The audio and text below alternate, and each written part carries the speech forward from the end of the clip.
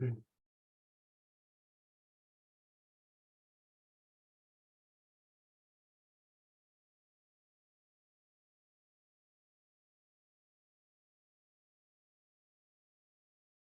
right, do we have everyone in, Jen? Looks like I was in the waiting room currently. Okay, great. Yep. Hello, welcome everyone. Very glad you're here today.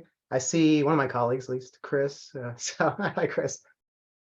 So I'll start off. My name is Shane Cohen, and I am in a new group along with my colleague Chris within development in the corporate and foundation relations team. And so essentially we're helping with how do we strengthen our relationships with existing corporations and industry partners, and how do we grow those. And particularly I'm working with the Rawson College of Engineering and Applied Science, and I'm helping with the graduate level programs, so master's, PhD, undergrad, and then also our what I'm really excited about is also our K through 12 outreach programs. So we have our Choices program, Summer Engineering Institute, and things like that. So, and in a nutshell, that's my Lehigh position. Outside of Toastmasters, I'm heavily involved in, or sorry, outside of Lehigh, I'm heavily involved in a program called Toastmasters International, which is a public speaking and leadership development organization. And I'll share a little bit more about that in my presentation today. So if you're here for the public speaking presentation, you're in the right spot. If you're here for my 3 o'clock yoga class, you're a little early, but that will be this afternoon. So I'd like to start off though. I mean, again, I'm glad everyone is here today. You took the time.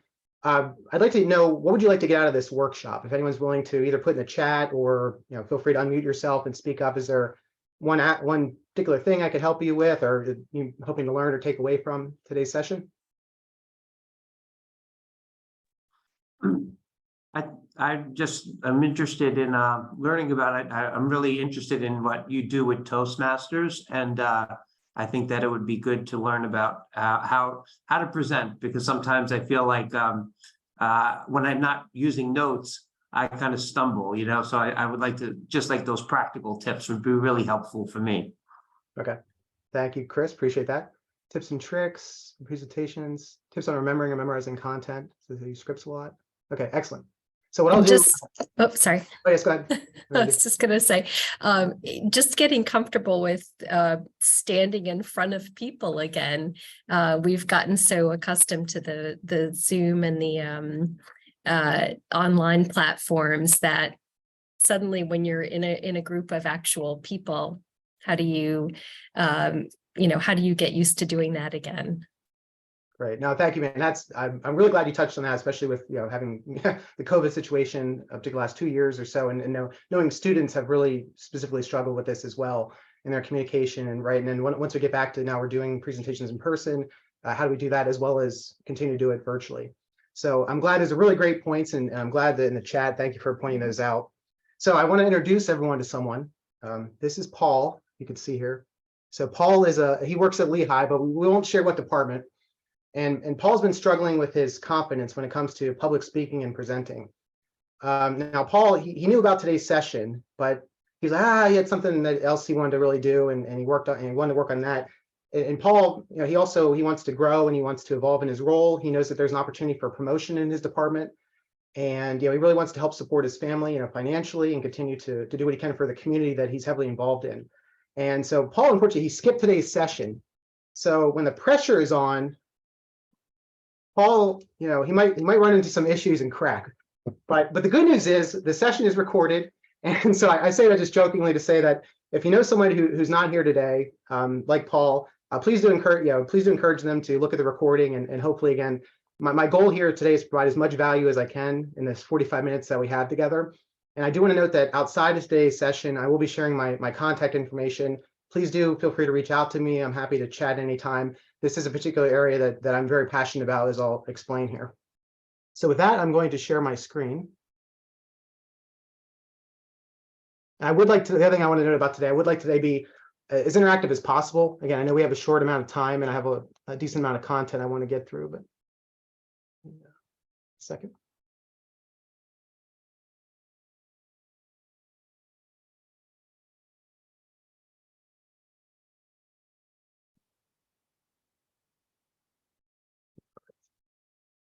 Can you see that? Okay, good. All right. So presenting and thriving under pressure. Again, we all talked about what do you hope to get out of today's session. So I want to talk about what you will leave today with. So there are 3 takeaways I want to kind of guarantee for you today. One, helping improve the confidence for yourself when presenting, quote, under pressure. Tips and tricks to wow your audience, so effective presentations. And then I want to talk a little bit about the Toastmasters program and how you can take full advantage of some of the opportunities we have here locally, and even, frankly, beyond our area to help practice either remotely or in person.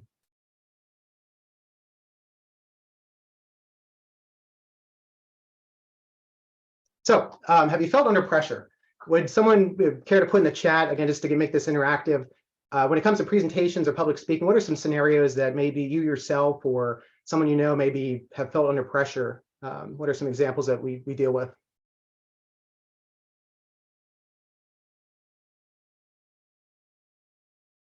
And Jen, you can help read if anyone puts in the chat. No,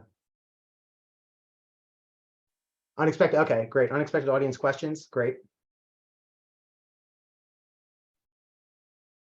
How do you feel for a speaker? We're not having all the information a participant might ask.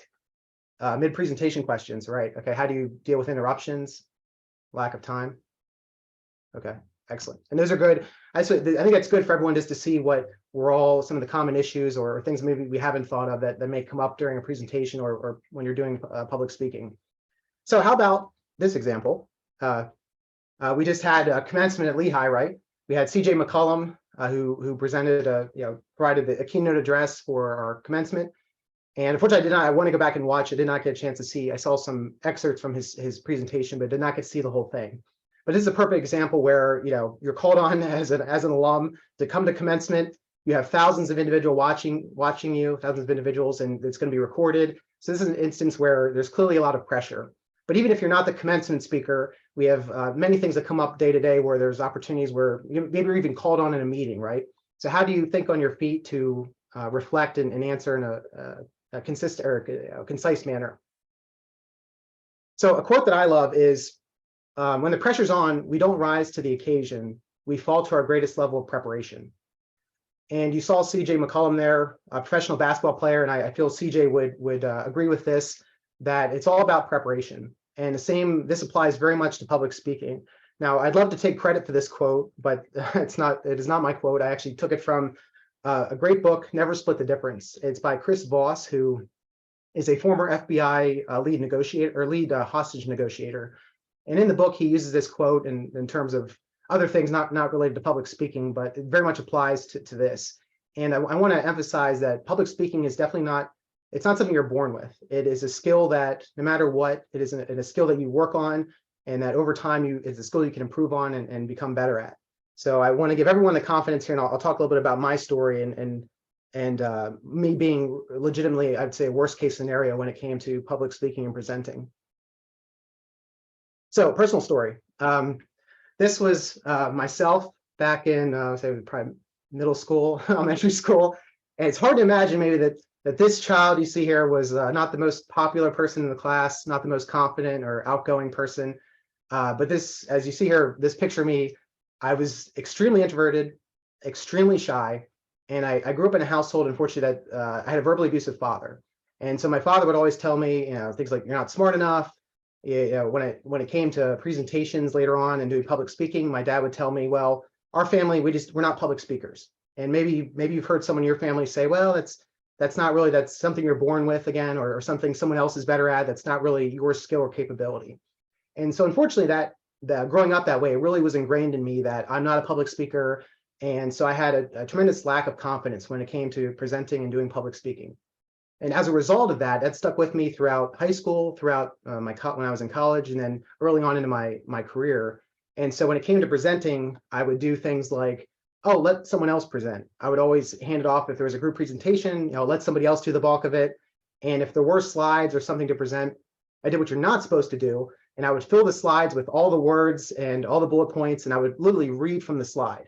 Because again, I was so afraid to mess up or to look bad in front of my peers and in front of the audience. And so I ultimately hit a point in my career where things had to change. Maybe you've heard of the Project Management Institute. I was a member of the Project Management Institute, and we were hosting an open house at the time at Bucknell University where I was working.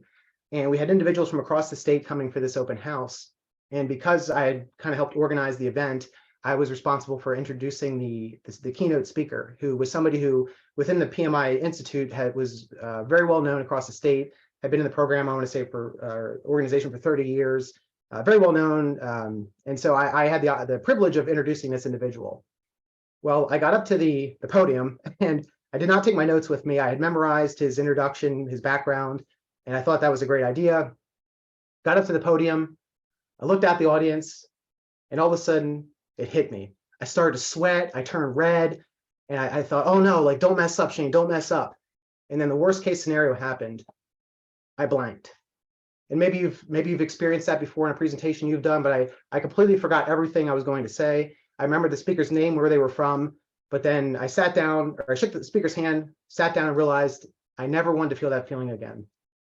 And so that is when I found Toastmasters, the Toastmasters International program. And again, I'll talk a little bit more about the structure of that, but I've been in Toastmasters now for 10 years. It's something I've dedicated a lot of time and effort to. How do I increase my confidence? How do I increase my ability to my skills of presenting, doing public speaking? Now I'm at the point where I'm helping others, encouraging others to grow and evolve as myself as I continue to grow as well. So I want to talk about my background is in engineering. I have my undergraduate and master's in mechanical engineering. So I want to talk a little bit about the engineering process and how it applies to helping you in public speaking and presenting. So first we need to figure out where you are. So today, whether you're similar to myself, whether you have an extreme fear of speaking in front of others, it's debilitating, it's causing you to really avoid it at all costs, or maybe you're able to get in front of others and you're confident speaking, but you want to improve those skills and continue to enhance and grow. So where you are, no matter where you are and where you want to be, we can get there through process. And this is where I want to talk a little bit about the Toastmasters program.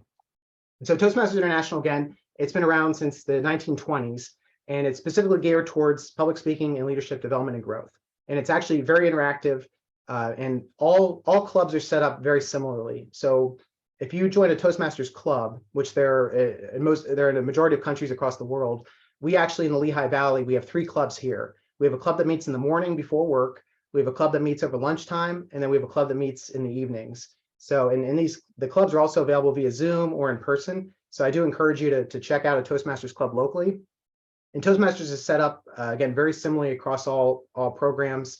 There are basically 3 segments. The first segment is prepared speaking.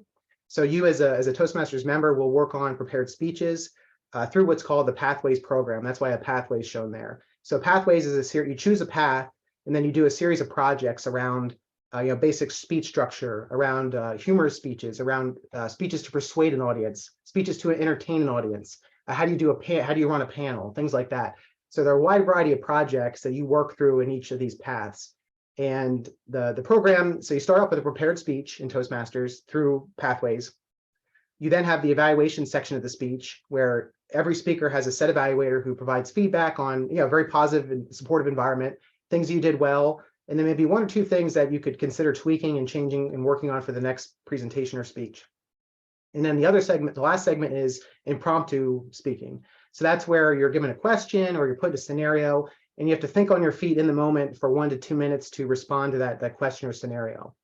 So the program, and again, it's based on a very supportive, warm environment.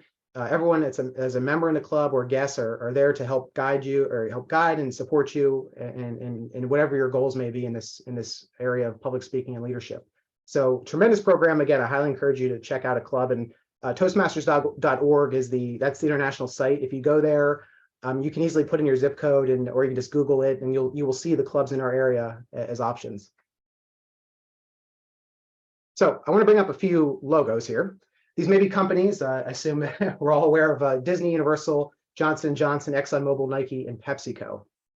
So you may be wondering, Shane, okay, what do these companies have to do with public speaking and presenting? Well, there are actually 3 reasons that I'm showing these logos here. One is talking about process. So each of these companies produce a product or service that is benefiting a consumer, right? So they're following and they all have engineering services. So they're following an engineering design process to evolve and create this product or service that is meeting the needs of their customer. So again, applying that process that Toastmaster provides to your public speaking is something that you will ensure success in your public speaking presentation skills. The second is I want you to think about brand. So when you see these logos, you may have an emotional reaction, or you have most likely some reaction to when you see these logos. And I want you to think about your personal brand. So presenting and public speaking is often about building your brand, right? So when an individual looks at Chris or Jen, or thinks of Chris and Jen, you know, what are they thinking about when it comes to your brand and your presentation skills, your ability to communicate with others, your leadership? And so just be mindful of, this is a skill that will help you, again, to build your personal brand. And also as staff, employees, faculty at Lehigh, we're representing the Lehigh brand as well. And the third reason is knowing your audience. Again, these companies service their clients, their customers. In our case, public speaking, presenting, you have an audience. And so you need to keep the needs of your audience in mind, right? In all cases, what is the value that you're providing to that audience? So when they leave your speech, your presentation, that they feel like, okay, I got a lot of value from Chris's presentation, from Mandy's presentation, from Nicole's presentation. So they're leaving with that value. So, and companies are obviously judged on how well they're meeting the value of their client and customer. So those are three reasons I bring up these logos to keep in mind. So talk about the process. I want to touch on mindset. Mindset is something that I think is definitely overlooked when it comes to public speaking and presenting. We often think about the how-to of public speaking, but not enough about the mindset. So I really want to touch on that because that's a personal passion for me. We'll talk about the how-to. We'll talk about practice and feedback. Oops, sorry, my screen's blocked. And then we'll talk about iteration and improving. So as I mentioned with those companies, Disney, Johnson & Johnson, when they create products, they're often iterating on those products and services to continually refine and make them better. As Lehigh, no matter what department you're in, your department is often getting together, you're iterating, you're evolving. You know, how can we meet the needs of our students? How can we meet the needs of our staff and faculty? The same applies to public speaking and presenting. It's a constant iteration process. So you're constantly improving and tweaking your presentations. So don't think it's a one-stop, like, or one, you know, like, oh, okay, I'm going to do this one presentation and then, you know, I've learned everything I need to know and I'm done. So it's a continual process of growth. So mindset, I want to talk about, okay, perfectionism. Again, we'll get some people in the chat, or feel free to speak up, or just, yeah, have you ever felt the need to be perfect, or the fear of causing a mistake? Have you put in the chat, have you ever felt that in any instance? Hopefully we'll have some folks said yes. Okay, thank you, Jeff. Jeff has, Kaylin, actually one of us said, okay, perfect. So we have a few folks who have felt that need. And again, from my personal experience, perfection is something that was a constant problem for me. And when it comes to public speaking, I want you to know that it's not about being perfect. And I have an image here to describe this here. Now this I did not see in the movie, but come up here. Sorry. Okay. So this is an example from a movie that was done. It's called American Psycho, and I haven't seen the movie, but the context here is Christian Bale, who plays the main character in this movie. He is I want to say he's a business executive, and he has an obsession with being perfect. And the one clip that I did see that is stuck out in my mind is he has a business card there. He's around a table with other business executives, both from his company and I think other companies, and they're passing around business cards, and they're kind of boasting about who has the nicest business card. And the scene here, and the importance here, is that Christian Bale shows his business card, and he says, oh, it's on ivory, and it has a certain text and font, and it's the perfect business card. So he's boasting about having the most perfect card. But then his another colleague of his, or another executive, pulls out his business card, and it's a silk card and has a different font.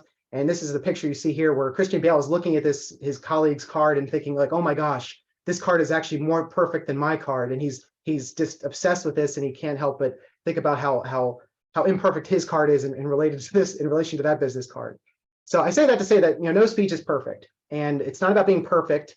It's about being personal. So you want to be personal when you're approaching public speaking and presenting. And it's not called public speaking, or sorry, it's called public speaking, not perfect speaking.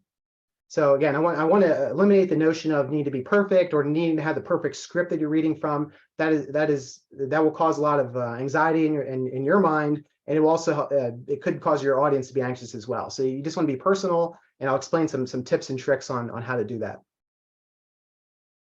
Comparison, another mindset. So if anyone, again, in the chat, please, or raise your hand. Have you ever compared yourself to your colleagues, to other individuals? That ever happen? Hopefully so. Maybe I'm alone. Maybe the other one is this. Okay, we're getting some responses here. Yes, yes. Okay, thank you, Caitlin, Megan, excellent. Jeff, been trying to improve myself. Great. Okay. So yeah, so comparison can be good. Comparison can be, kind of bad, if you will. And what I want to say in regard to comparison is be mindful of who you're comparing yourself to.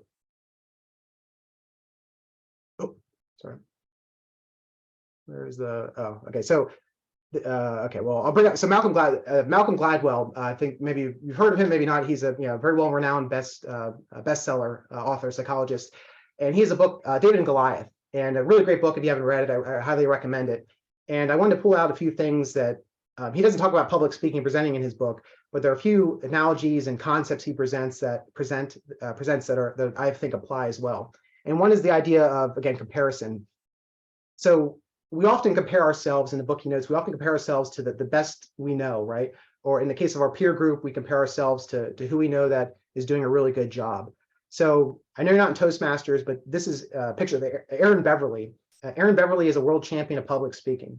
So Aaron is the creme de la creme of when it comes to presentation and public speaking. And if you're in Toastmasters and you compare yourself to where Aaron Beverly is, you may be anxious and you may think, oh my gosh, like I'll never get there. I'll never get to that level. Or perhaps you're at Lehigh, and I think we all know this individual, President Joe Helbley. President Helbley is an excellent public speaker. And he's very, very refined. We saw, he spoke at commencement. He speaks often to the audience at the university and beyond.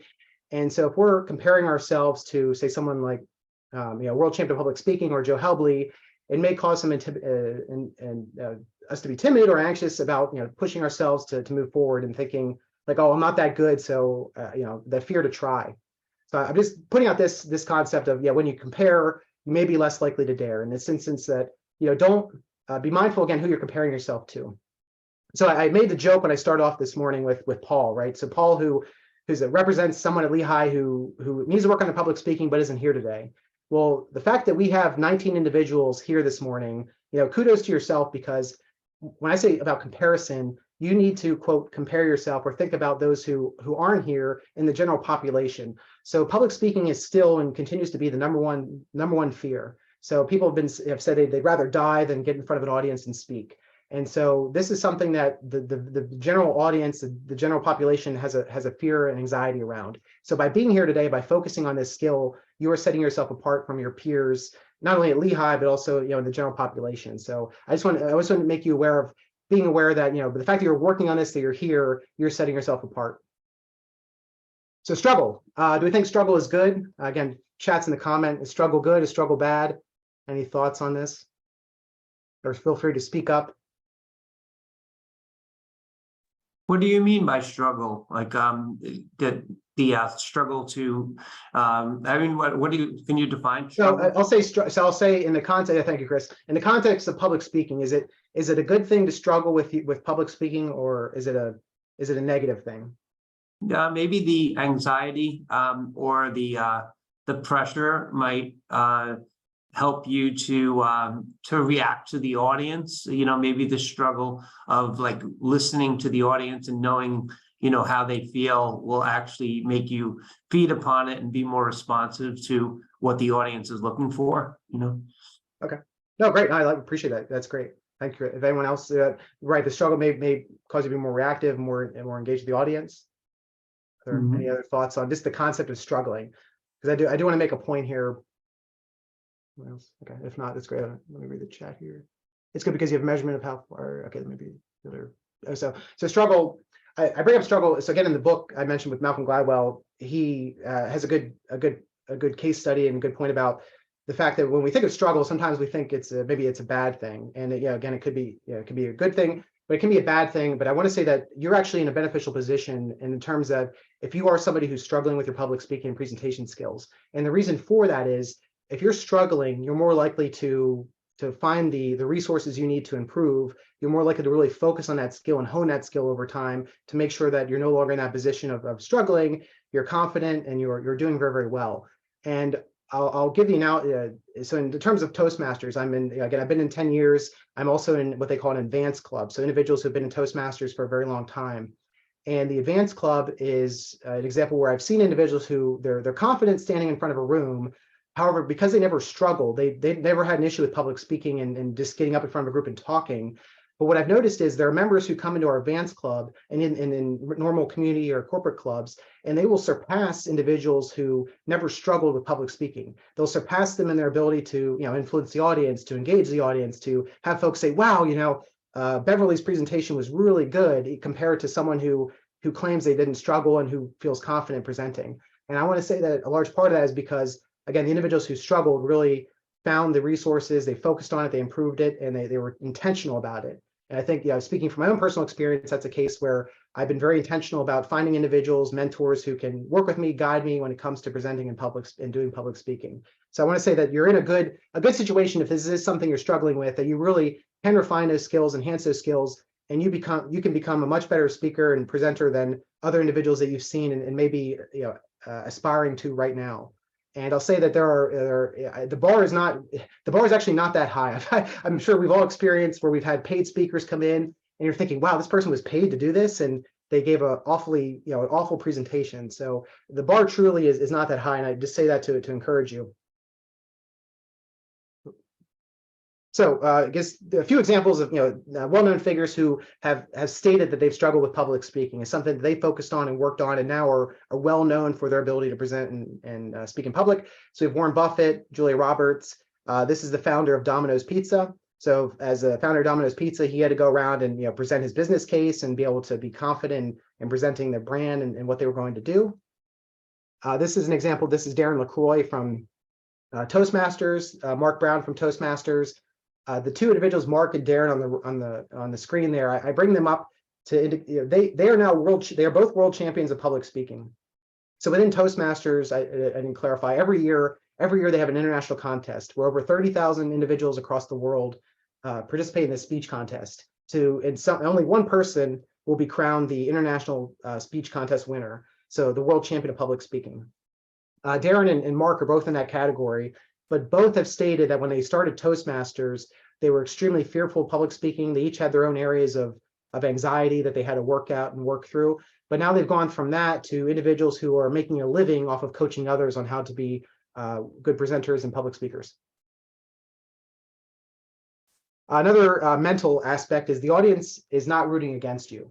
Another kind of misconception, especially in an academic environment. And I know I actually just spoke to someone at a Toastmasters conference. She had come to my workshop, and she's an engineer, a PhD engineer, and she was going to present at a highly technical conference. I think it was in Texas. And she asked me about her presentation, and she basically had a ton of data that she was going to provide to the audience, but she was very hesitant to go out of her comfort zone to utilize some of the things that I'm going to share. And so she was very fearful that the audience that's there are judging her, and that if she does something that's non-traditional or a little out of the norm of this technical conference, that she's going to be judged harshly. Her peers will see her as you name the things that could go wrong from this perception socially.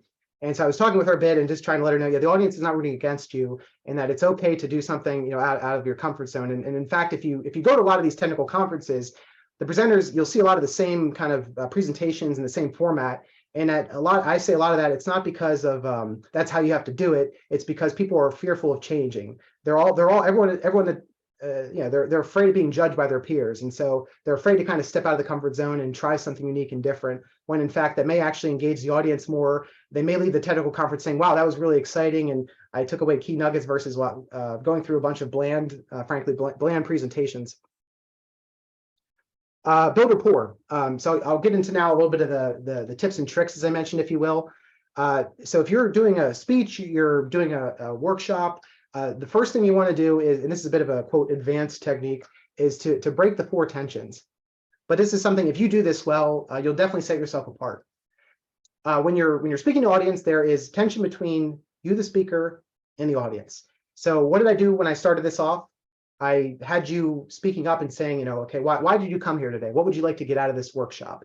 Now, normally in a non-Zoom session, and we could have done this via breakouts, I would have you turn to one another and say, talk amongst yourselves. What would you like to get out of today's session? And then turn forward and share that out loud. So again, helping break down the tension so you feel more comfortable to speak up and to engage as the session goes on.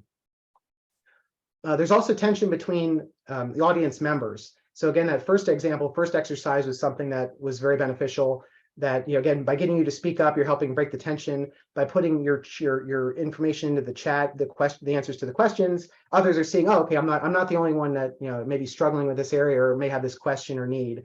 Another thing about the you and the audience, if you're physically there, if it's in person, try to greet the audience as they come in the door. That's something, again, a lot of speakers and presenters don't do. But if you're there and just saying, hey, I'm Shane, hey, I'm Chris, hey, I'm Jen, I'm Nicole, welcome to my session, that it helps you to be comfortable as well as the attendees. And then if you have handouts or you have a slideshow, make sure you break the tension between that. Just address it at the beginning. Say, hey, I have a workshop. I have materials I'm handing out, or I have a slideshow, just to get a little sense of like what to expect to, again, break that tension. And then lastly, between the room and the audience. So we've all been to a situation where we may have to leave the room, right? You may have to take a phone call. You may have to use the bathroom. And so you as the speaker, you want to acknowledge that in the beginning and say, hey, it's okay if you have to take a phone call, that's fine. You have permission to get up and leave the room. If you have to use the restroom, please use the left-hand door. Bathrooms are down the hall on the right. So subtle things like that are often missed when individuals are doing public speaking and presenting. So if you were able to do these 4 things, I guarantee you will set yourself apart just in that alone. So tips and tricks to wow your audience. Now I want to give you some, how are we doing on time? Second, let's make sure I'm okay. 11:30. So I would like you to just take a minute and think about a pain that you're helping your audience solve. And if we can, maybe we'll do a little bit of participation here if you're willing. So maybe you have a presentation coming up, or maybe in your department, your division within Lehigh, maybe you could speak broadly about your position or just your department. What is a pain that you're helping the audience to solve? Is there something that, again, just reflect on this. This could be a presentation you've given, you want to refine, a presentation you have coming up, or just in your role, if you're communicating with alumni, with students, with parents, what is the pain you're helping the audience to solve? Would anyone like to give so I'm not the only one speaking, give some examples here of a pain? Feel free to speak up, or you can put in the chat. And I'll give a personal example if you need to. Well, Shane, Yeah. One pain when we're talking to corporations, we might be wanting to talk to them about a particular benefit of working with Lehigh. So if I was talking to an audience of corporations, I would say, how do you find good people to work? Because that is a pain. There's a lack of the workforce is dwindling in many areas, in certain areas, like say if it's supply chain, so we can try to talk about that pain point and say, if you can recruit good Lehigh students, they can help you with to try to build your team, so that's how I would, one issue I could imagine myself dealing with in my own situation. No, thank you, Chris. That's a great example from the development group and from corporate foundation relations. Exactly. So in the case of industry and engaging with Lehigh, what is the pain that we're helping solve? One of those pains is recruitment. It's a continuous issue and challenge. Another one is innovation. So in the case, again, I mentioned working with Rawson College of Engineering and Applied Science. Companies need innovation. They need ideas. They need intellectual property. They need to improve their processes. So by working with Lehigh, you can leverage the intellect, the facilities that we have at Lehigh. So great point, Chris. So then just getting you to think about when you're presenting or doing this, so you really want to make sure that you're focusing on that pain that you're helping your audience solve, and that it's clear that within your message and the content. So next, value. So what is the value we're providing? So we mentioned a pain. What is, again, the value? So if anyone has any other comments, or maybe Chris, you want to chime in again, or if we get a mix of variety, if anyone has, and again, in your area, or maybe just even at Lehigh, if we're talking about, again, to students, faculty, parents, what is the value we're providing? I work in College of Arts and Sciences in graduate recruitment. And so often talking to prospective students about, the answer to the question, why Lehigh? So what are some of the values of considering graduate programs at Lehigh? Great.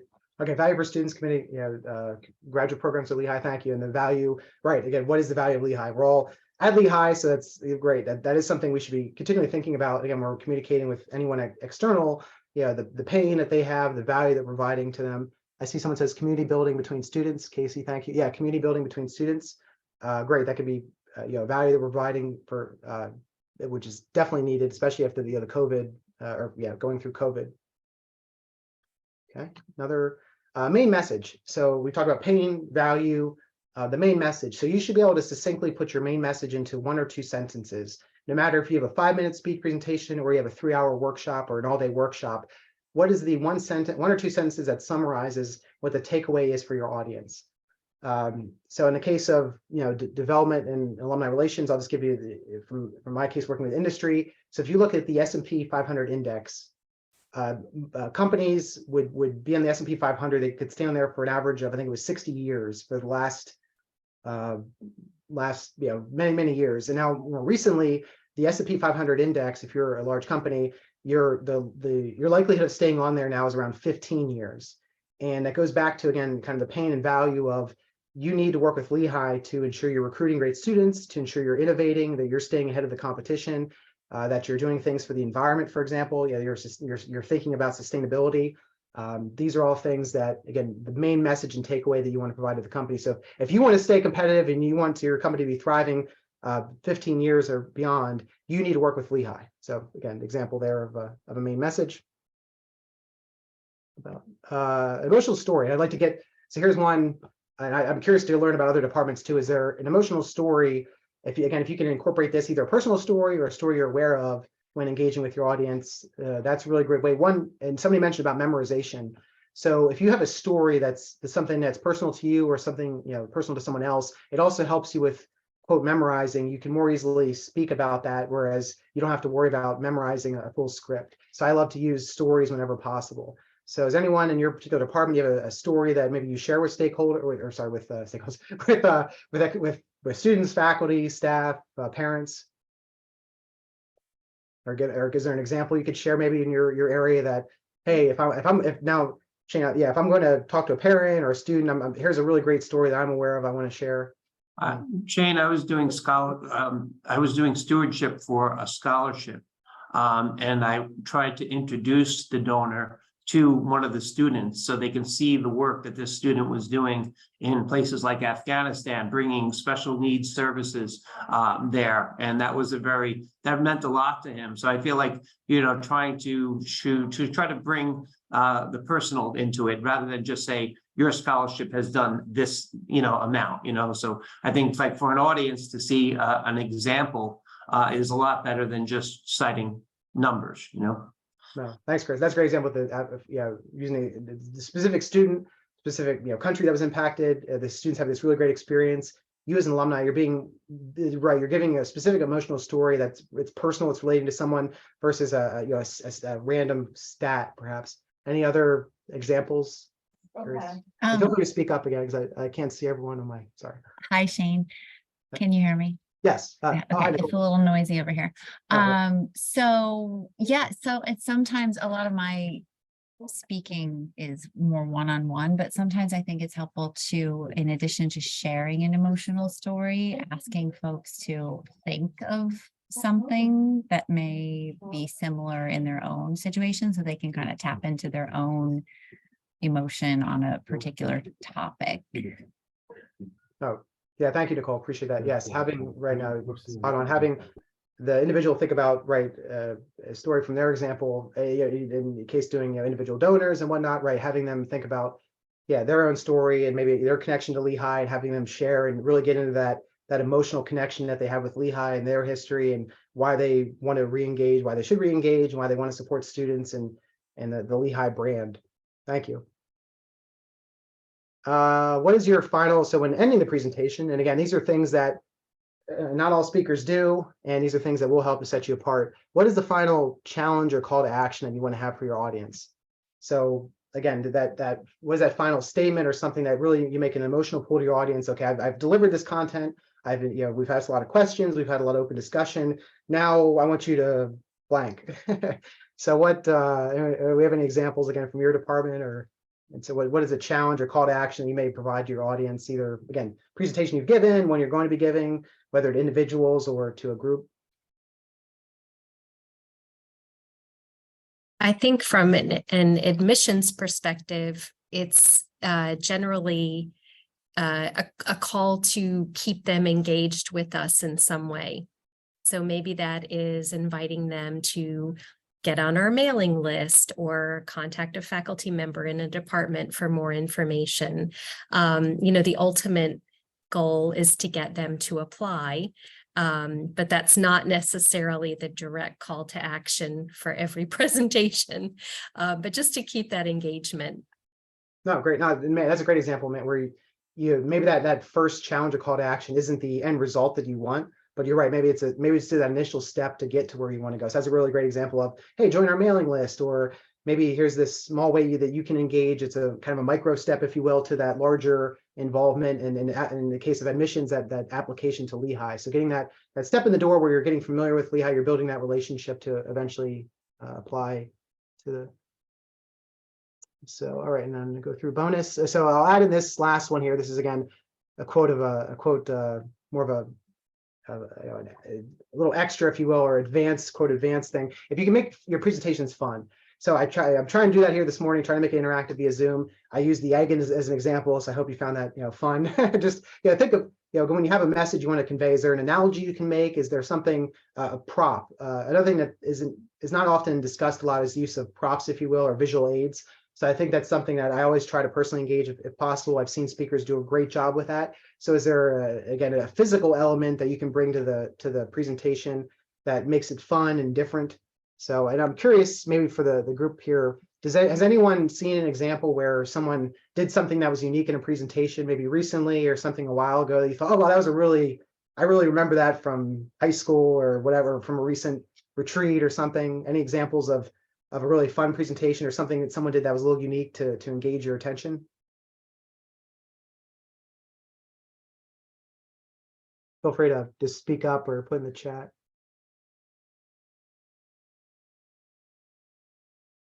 So I'll give you one while you're maybe thinking about it. One that was brought up. This is not one that I saw, but when I was at when I gave a similar workshop recently, one of the audience members mentioned that a speaker had brought in hula hoops, which is sounds a little maybe goofy, but they just to get people up and moving, they had them do some like hula hoop exercises, which again just to kind of break that, going back to breaking the tension, it was getting them to do the hula hoop to get that energy, to get them flowing. And if they didn't have a hula hoop, they just sort of simulated the hula hoop movement.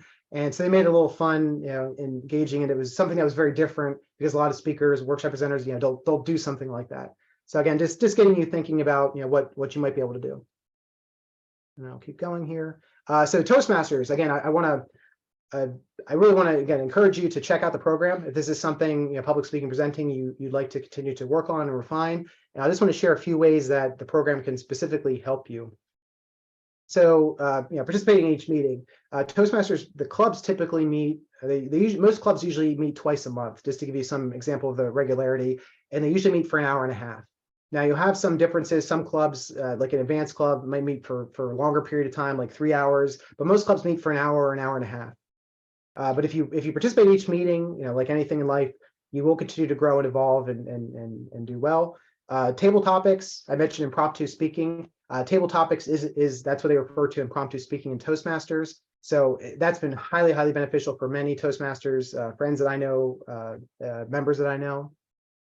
And as I mentioned, this World Champion of Public Speaking contest, Toastmasters, they have other contests as well. So you may have no interest in being competitive, which is great, but I just want to bring that to your attention that if it's something you'd like to learn more about or maybe interested in, they have really fun contests. Again, it's competitive, but it's very supportive. It's all about helping everyone improve and become more confident. So I know I've grown tremendously through engaging, and they have a humorous speech contest. They have this, again, international speech contest.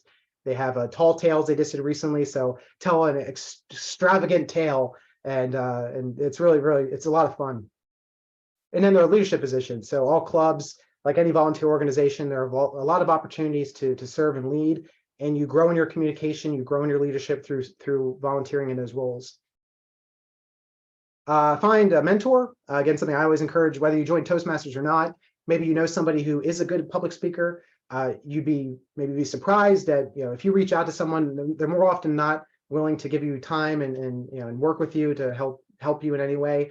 So if there's someone that you're aware of that is good in this area, I highly recommend you just send them a message, call them, say, hey, this is something I'd like to. I've noticed you're very good at this. I'd love to talk to you a little bit more. How did you improve? How did you get better? Can you work with me? Accountability partner, similar to a mentor, but making sure that, if you have a goal, Nicole or Chris or, Mandy, you have a certain, level you want to get to, if you will, in presentation, or you maybe have a big event coming up and you're going to be the MC. Make sure you have an accountability partner who, can hold you accountable to improving and working on that, those skills so when the event comes up that you're ready, you're confident to go. Then I mentioned there are advanced clubs. And then present. Toastmasters, you can do presentations wherever you want, really. You come up with the content. Toastmasters provides the guidelines. So what I tend to do is if I have a work presentation, I often may present it just to, to practice it, to refine it at Toastmasters. That way, when it comes to presenting to a company or presenting to, say, Lehigh, constituents or students or parents, I'm more confident, and and I've run it through some others for some feedback. So it's a really great way to iterate and to evolve and to get better. So with that, I do want to leave time for some questions. So I'll just say I meant to mention this in the beginning. I really greatly appreciate, if you don't mind, there's a QR code, and then I'll put the link in the chat. But I would greatly appreciate any feedback you have for me. It's very brief. It's 3 questions, just on what key takeaways you had from today. Are there any things I could do to improve for moving forward to if I give this workshop again? I'm always continually looking to to improve and evolve. So I really greatly appreciate you taking a brief time to do that for me. Feel free to email me. My work email is there. My personal email is also there. Either one's fine. And then feel free to connect. I heavily utilize LinkedIn, so feel free to connect on LinkedIn as well. So thank you. With that, I will take any questions. Just make sure you get that there. But yeah, feel free to ask questions. I'll leave it up a second. Shane, okay, go ahead. Okay. This is sort of a side question, but have you seen there's an older documentary about Toastmasters? Have you seen it? I Do you believe know it? I'll try to put it in the if it's one called Speak, that may be what I'm. There is a documentary called Speak, and it was following the International Speech. Because I'm glad thank you for mentioning that, Nicole. It's actually it's a small world. If that's the video you're referring to. I mentioned it. Yeah, I'm in what's called the Susquehanna Advanced Toastmasters Club. So within Toastmasters, the advanced clubs that, basically if you've accomplished some levels, and you've been in Toastmasters a length of time, you can join the advanced clubs, and it's a really great opportunity. And one of the individuals in that video his name's Charlie Wilson, and unfortunately Charlie, he was in the advanced club with me. He passed away 2 years ago, but Charlie was in his 80s. And just give me an example of the age, the demographics of Toastmasters is amazing. I challenge you to find a more diverse group of individuals. So Charlie was in his 80s. He was driving from State College to Harrisburg, so it's about an hour and a half every twice a month on Saturday morning to come to our advanced club meetings. Charlie was in Toastmasters for 30 years. He made it to that, I mentioned that world champion of public speaking. So he was in the final 8, and they actually did a video on Toastmasters and on those participants. And it was, I think the video was called Speak. And I'm not sure that's one you're referring to, but Charlie Wilson, who I mentioned, is actually in that video. They ask him about his Toastmasters experience, how he prepares for his competitive speeches. And so I was very fortunate to learn from Charlie as a mentor, and just to see him present and speak often. Shane, I wanted to ask you about any tips you had for people that I've noticed a lot of people on campus will talk without notes, like the president and the provost, and they do a pretty good job with that. I always struggled with that when I was in graduate school. I always tried to stay on the script, or else I would veer off into strange directions, So what would your advice be for a person that likes to ramble like me? Okay, that you're not alone. That's a very common question that comes up, and I appreciate you asking that. That's something, again, just personally speaking, when I first started Toastmasters, I literally, when you start with what's called your icebreaker, it's basically telling about yourself. And to give me a sense of like where I was at, I literally wrote out my entire speech about myself, and I read it word for word. I started with, "My name is Shane Cohen." I read it off the page. So I was extremely nervous and shy, and I had to stick to the script. So what over time, what you'll learn is, and some tricks are, stories are one. So if you have an emotional story, again, personal, otherwise, that really helps you to remember. You don't have to remember word for word that story. You can typically, off the cuff, tell it fairly well, fairly effectively, without, again, having to go word for word. You can use bullet points. So I often now, rather than writing out an entire script, I'll often bullet, what is the main message, and then what are the 3 maybe 3 subtopics that tie into that main message. So again, I'm not having to memorize as much the specific content. Now, if there is a specific, like if there's a really key, data, a piece of data, a real important sentence, I will write that down, and it's fine. It's perfectly fine to refer to your notes. Like that's not something that you don't have to memorize an entire speech. Even if you've seen like President Helbley or Nathan Urban, I know like they may look down and refer to, they may have some bullets on their sheet as well, right? So it's perfectly fine to have some bullets there in front of you. You may walk away from the podium and come back just to like glance down and see, okay, I'm on bullet point 3. But again, if you can use stories, that's a really great way to help you memorize the content versus having to try to have an entire thing written out via script. Thank you. Yep. Any other questions? Thanks, Chris.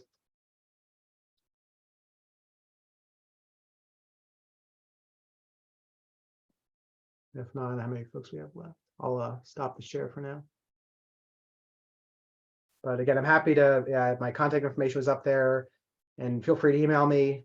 Happy to chat or provide any other content afterwards. Really appreciate. I hope this was helpful. Any other questions?